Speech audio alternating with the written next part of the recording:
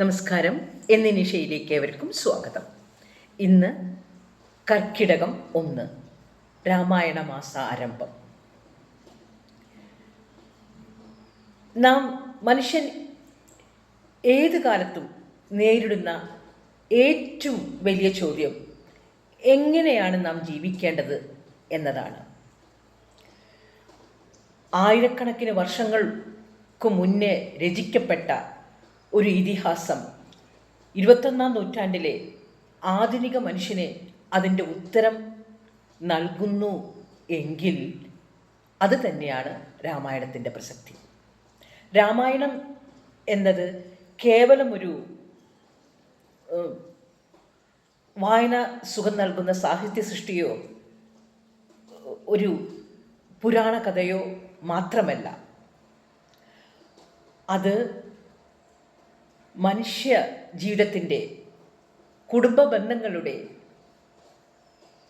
സർവോപരി സാമൂഹിക പ്രതിബദ്ധതയുടെ ഒക്കെ തന്നെ ഒരു വലിയ പാഠപുസ്തകമാണ്.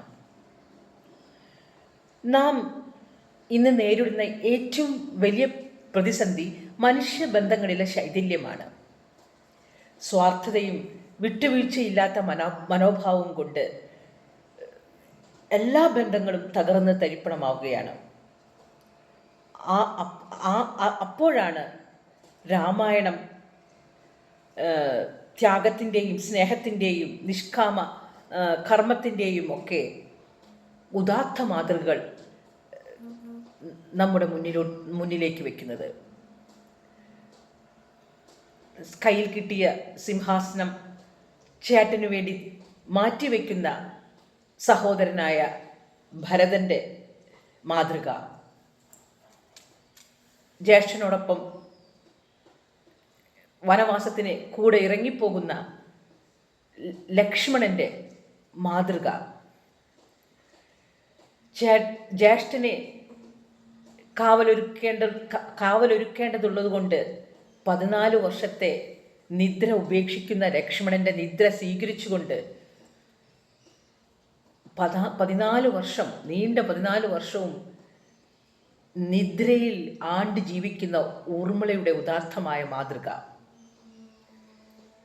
പ്രതിസന്ധികളിൽ പരസ്പരം തണലാകേണ്ടവരാണ് ഭാര്യ ഭർത്താക്കന്മാർ എന്ന ഉത്തമ ദാമ്പത്യത്തിൻ്റെ മാതൃക.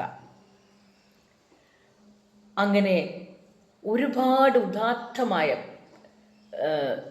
ബന്ധങ്ങൾ ആധുനിക മനുഷ്യൻ്റെ മുന്നിലേക്ക് വയ്ക്കുകയാണ്.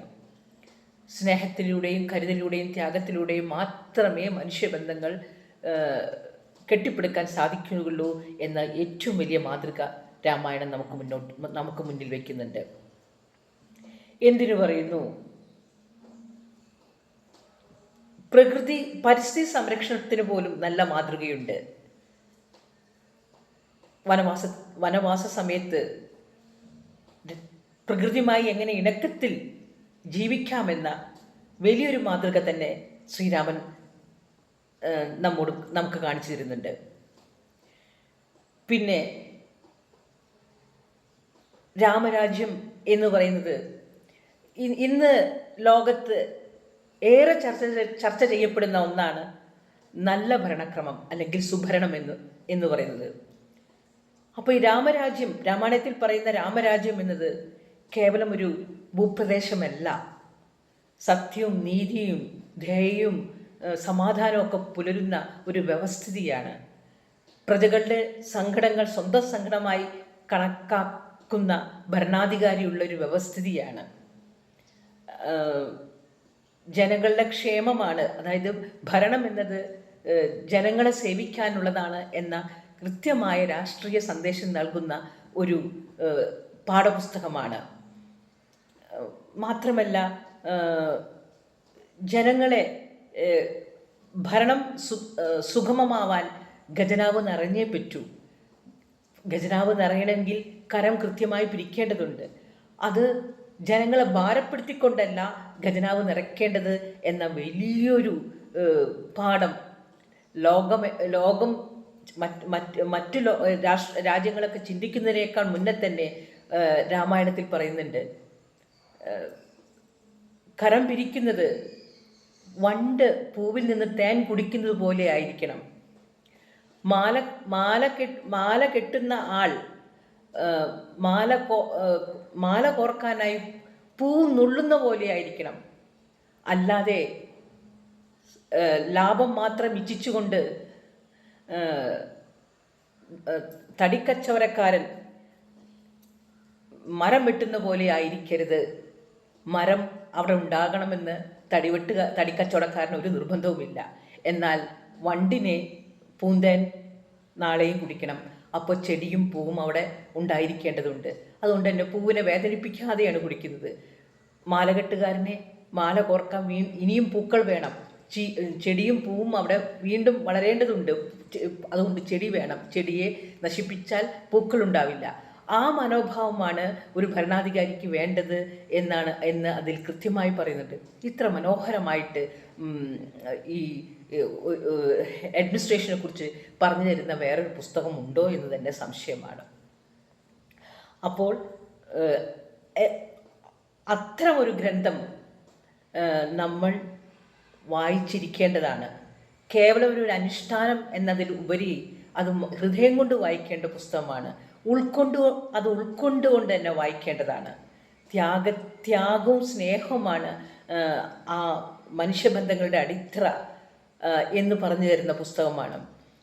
അപ്പോൾ അതുകൊണ്ട് തന്നെ എല്ലാവരും രാമായണം ഹൃദയം കൊണ്ട് വായിക്കാൻ സാധിക്കട്ടെ. നന്മ മറ്റാത്ത ഒരു മനസ്സ് രൂപപ്പെടുത്തിയെടുക്കാൻ എല്ലാവർക്കും കഴിയട്ടെ. അതിന് രാമായണ വായന സഹായകമാകട്ടെ എന്ന് ആശംസിക്കുന്നു. അതുകൊണ്ട് തന്നെ രാമായണം എന്നത് ഇന്നലെകളുടെ കഥയല്ല, ഇന്നത്തെ ജീവിതത്തിൻ്റെ മാർഗദർശിയാണ്. അതുകൊണ്ട് തന്നെ എല്ലാവരും രാമായണം വായിക്കുകയും കുഞ്ഞുങ്ങൾക്ക് രാമായണ കഥ പറഞ്ഞു കൊടുക്കുകയും ചെയ്താൽ നല്ല സമൂഹം കെട്ടിപ്പടുക്കാൻ സാധിക്കും. രാമായണത്തിനെ കുറിച്ച് ചില ന്യൂനതകളൊക്കെ പറയുന്നുണ്ട്. സോഷ്യൽ ഡെമോക്രസി രാമായണത്തിൽ പറഞ്ഞിട്ടില്ല. കാലം മുന്നോട്ട് പോവുകയാണല്ലോ. രാമായണത്തിൽ സോഷ്യൽ ഡെമോക്രസി ഇല്ല എങ്കിൽ അത് നമ്മൾ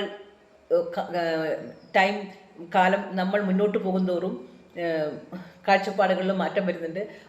അതുകൊണ്ട് തന്നെ ആ ഇല്ലാത്ത സോഷ്യൽ ഡെമോക്രസിയും കൂടി നമുക്ക് ഉണ്ടാക്കിയെടുക്കാൻ സാധിക്കട്ടെ.